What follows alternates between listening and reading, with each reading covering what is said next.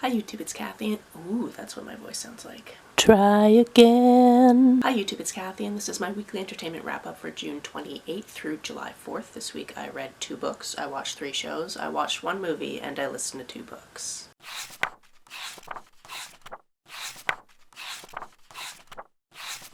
First this week I read A Marvellous Light. This is the beginning of a trilogy and it takes place in Edwardian England, but there's magic. However, most of society doesn't know that there's magic. It's just the people that have magic that know that there's magic, or the people that have been born into families that have magic but don't actually have magic that know about the magic. How many times did I say magic in that sentence? Somebody tell me down below. Now, because obviously this is an important, albeit secret aspect of society, there is somebody who needs to be the liaison between the Magic Society and the Prime Minister. And when the guy that usually gives the Prime Minister his briefs goes missing, somebody else is put in his place, and it's basically a paperwork error because this person doesn't know anything about magic until he shows up to his first day and becomes unbushelled, aka somebody lets him know about magic. The new guy in the job is Robin, the guy that unbushels him is called Edwin. Now originally Edwin's like, I think that we're going to have to wipe his memory and get somebody else to do this job because this seems kind of silly, we can't just let anybody know about magic. However, that very night Robin is accosted by somebody who puts a curse on him, and they kind of have to lift the curse before they can take away his knowledge of magic. So Edwin takes Robin to his family estate where his very, very big library is, so he can study up and try to figure out how to lift this magic. Not to mention he's going to need somebody else to actually perform the spell because his magic is quite weak, which is something his family's looked down on for as long as he's been around. However, he's incredibly smart, so he can come up with some pretty great spells, he just doesn't have the magic to do them. Unbeknownst to each other, although they do figure it out relatively quickly, both of these men are gay, and I think you can know where it goes from there. I found the world building in this absolutely delightful. The different types of magic that you saw people using was really, really cool, and you just wanted to know who put them in this situation, how are they going to get their way out of it,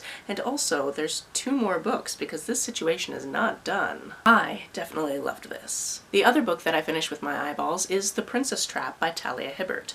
Picture this, it's your 30th birthday. You're going to work because you don't care about birthdays. But you know, you're dressed well, all of those good things. The other people on your floor have done something to your desk to celebrate, and you're like, okay, whatever. But there's this rumor that there's this really hot stranger in the boss's office, and you are sent to investigate, and you're like, sure.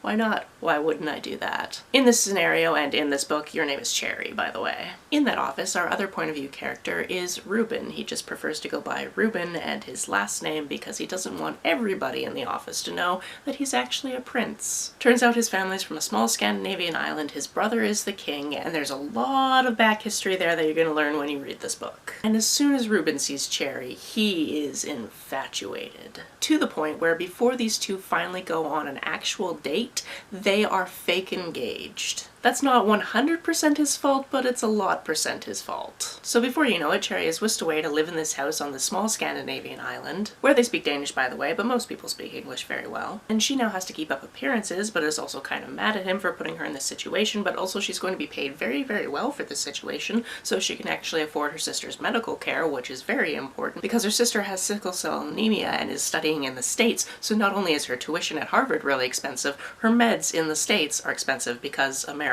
But also, feelings. For 2 people that flat out said that they weren't going to let this go any further because it was going to be very, very complicated, this gets very, very steamy. But then also it's Talia Hibbert, so there's lots of substance to it. You get to know people's backstories, exactly what hurt them in their past and how they now fit together, and it was lovely. I enjoyed it. I actually sped through this one. I think I read it in 2, maybe 2.5 days. I read the first half like when I should have been asleep, basically. On what I watched this week, I finished the last 2 episodes of the 29th season of Silent Witness, so now I need to wait for the 30th season, which is just so wild to say. Something I kind of like about this season is not only are we focusing on individual cases, we're also kind of understanding that there are societal factors in play. So not every case can be put in one tiny little box and say, yep, it's 100% solved. There's definitely no loose ends at all. Because there are other forces in the world at work, and that's just kind of how the world actually is. We also stayed current on this week's episode of Jetlag, or I guess we stayed ahead because we watched it on Nebula,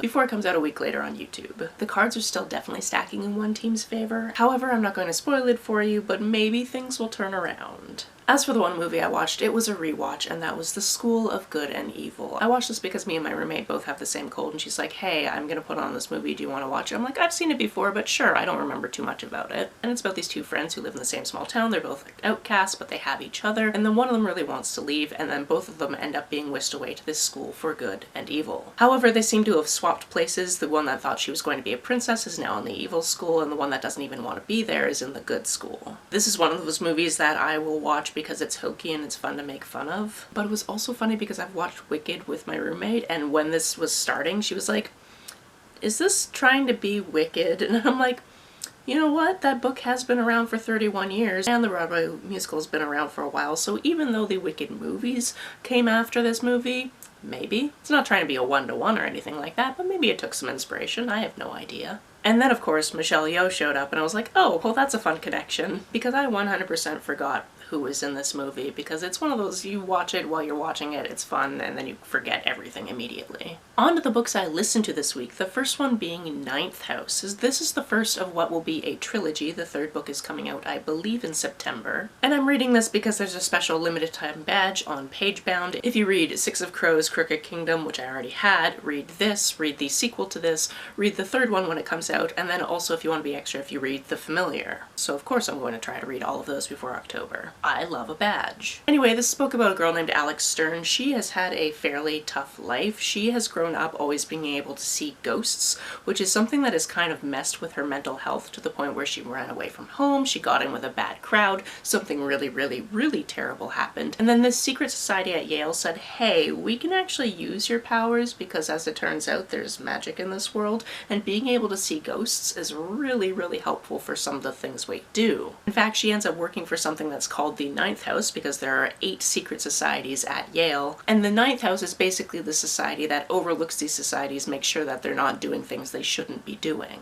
Now, these societies have a hierarchy to them, and people usually get to choose their successors, so basically she ends up being slotted in, even though the person that would usually be able to choose who comes after him doesn't get to do that. So he's a little bit prickly about that at first. But then we learn a bunch about his backstory, and then we find out in the present of this story that he is actually missing. It's fine though, because the Dean definitely has something they're going to do on the new moon to try to track him down, because it happened under mysterious circumstances, like Alex actually saw him disappearing. But then also there's this murder on campus, and because it happened on a Thursday night, which is when all the societies do their society things, she thinks there's probably something society related to do with it, so she's checking it out, even though their police liaison is like, no, it's fine, don't worry about it, and even though the Dean is like, no, it's fine, don't worry about it, she's like, I'm worried about it. This again has incredibly solid world building. I really cared about these characters. I wanted to know what was going to happen. I wanted to know who was doing the bad things. And now I'm really excited to move on to the second book. I'm pretty sure I already have it on my phone as an audiobook from the library, so let's go. The last audiobook that I finished this week is Someone to Build a Nest In.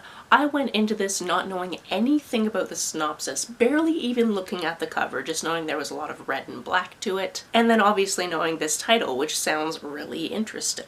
I also knew it was probably technically horror, but I didn't know anything else about this, and I'm so excited I went into this not knowing anything because this book is so incredibly unique. Essentially, this book follows this creature who, when we meet her, is hibernating, but there's these 3 guys coming into the castle she's hibernating in, trying to track her down and kill her, so obviously she needs to wake up and deal with this situation. She has the ability to take on different pieces of mass and different objects around her to basically create a body, and then with a little bit of costuming, she can pass herself off as human. She does this semi-successfully for a little while, but then somebody realizes she's actually the creature that they're hunting, so she has to run, and when she wakes up, she's in the care of this other human. What follows is a story of her trying to survive, but her also maybe realizing that she is growing a heart, which is something she doesn't usually have, and that heart is very attached to this human. This human who apparently has a curse on her family that has a lot to do with her existence. I didn't even want to tell you that much. I just wanted you to go into this knowing that this was going to be weird and you should read it because I said so,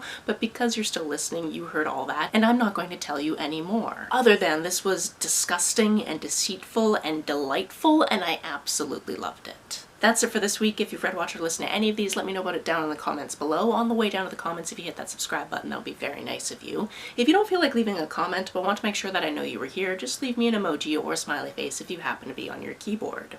Some people have asked if there's a way to financially support this channel, so I set up a Ko-fi account, which is a digital tipping service. The link for that, as always, is down below. You can like and share this as you see fit, and I will see you very soon. Bye!